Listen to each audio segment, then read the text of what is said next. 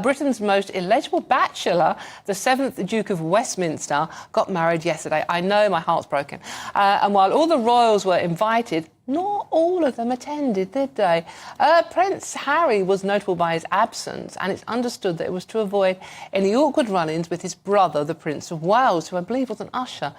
Joining me now is historian and broadcaster, one of my favourite commentators, Rafe Hayden-Mankiw. Rafe, thank you very much for joining me 1 week on from your own birthday. Happy birthday plus 1 week. Now, the Duke of Westminster's wedding, it looked terribly posh, terribly lovely. Where was it? It was up in... Chester Cathedral. Chester Cathedral. But Prince Harry, who was a good mate, wasn't there. Yes, well, I mean, the thing is that the Duke of Westminster is one of the few people to actually have a warm relationship with both brothers still.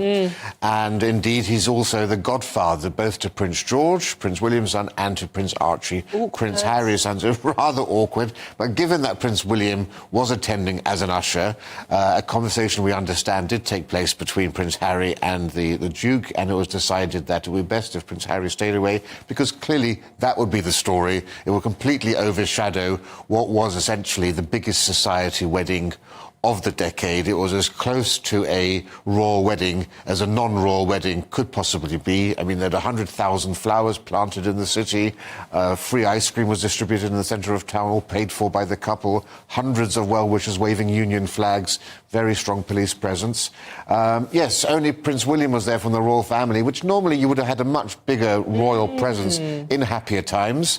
Obviously, no Prince Harry there. Also, the Princess of Wales, because she's undergoing treatment, also didn't attend.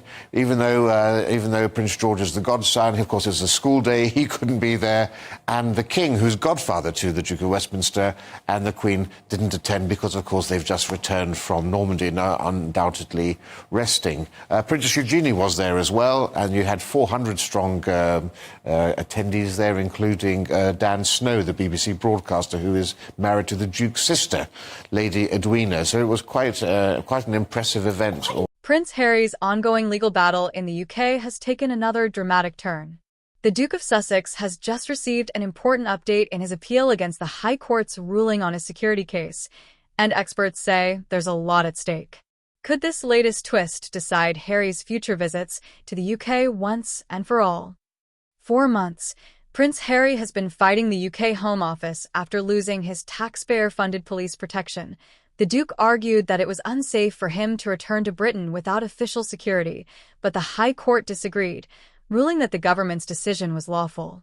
Now, Harry is appealing that decision, hoping to overturn the ruling that many saw as a major defeat. It's just this world, isn't it, if you don't mind me saying so? I mean, they all seem to know one another. No, I mean, so the Duke of Westminster is actually the richest person in the country under the age of 40. Yes, that's hence being dubbed Britain's most eligible bachelor. Wow. A £10 billion fortune, much of which includes 300 acres of Mayfair Elm Belgravia. Nice for some, a few des reses in there. But he actually has a very down-to-earth lifestyle. His mother, the Dowager Duchess, was very sensible. She didn't send him to Eton or Oxbridge. He went to a primary school and then to a state school and then went to Newcastle University. So he doesn't have the airs and graces of many other... I've met many dukes, they're all fine people, but there's a certain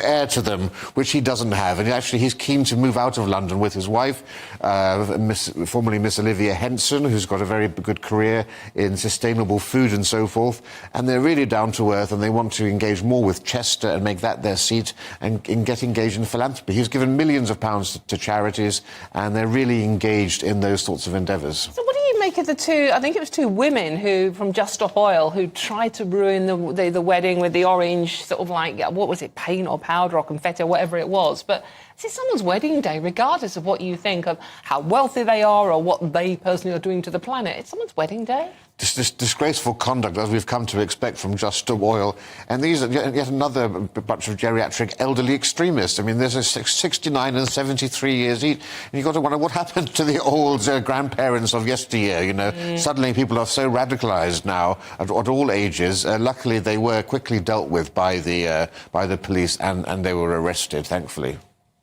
Do you think Harry will be upset about not being there yesterday? I mean, there's all these issues around his security. We know about, when he can come to the UK and how that is, how he's looked after now. But do you think he would have been upset that he wasn't there, considering how close they are. Yeah, well, I mean, I don't know what Harry thinks, but certainly you could easily see why he'd be upset not to be there, because obviously he's very close to the Duke of Westminster. They've known each other for years. They grew up together. As you said, when you're a prince of the realm, you have a very close circle of friends because you can't trust many people. And so most of his close circle of friends, or former friends as well, were at this wedding. And he must have been thinking, his circle in America is, of course, even smaller now. He doesn't have a great network, and he did once have that. So understandably, you'd think he perhaps would be reminiscing about happier days of past. But, of course, he's far too busy, I think, dealing with his own new appeal that he's got. I was just going to say, he does spend an awful lot of time in court these days, possibly more time than Donald Trump. Has he lost the latest appeal, or is it still going? We've just found out that last month the Court of Appeal granted him the right to appeal the decision of the High Court to reject his case against His Majesty's government, where the government decided that as he's not a working royal, his security will be lowered to a lower level, because as a non-working royal, it's not fair for the British taxpayer to give you the same sort of security that a working royal would receive. That's why the King is paying for Prince Andrew's security, for example. He appealed this decision on 5 grounds. The Court of Appeal rejected 4 of those, but said actually the committee that deals with security didn't follow its own written policies. So there is now a case there. If Harry wins, it means he won't be liable to pay the £1 million fee that he has. So there's a lot on stake here. Ooh, and he couldn't even tap the Duke of Westminster up now, could he? This isn't just about security. It's about status, pride, and principle. If Harry loses again, he may never regain the level of protection he once had as a working royal. And that could make it impossible for him to bring Meghan and their children, Archie and Lilibet, back to the UK safely. Royal commentators say Harry's determination to take on the British establishment reflects his ongoing sense of grievance. Critics argue it's another sign that he refuses to accept his changed royal status, while supporters insist he's simply fighting for his family's safety. The palace has kept quiet, maintaining its distance from Harry's legal disputes, but insiders suggest there's little sympathy from the royal family, especially after years of public criticism in interviews, documentaries, and his memoir Spare. With his appeal now under review, the stakes couldn't be higher for Prince Harry. This case could define his long-term relationship with Britain and determine whether the Duke can ever feel truly safe returning home.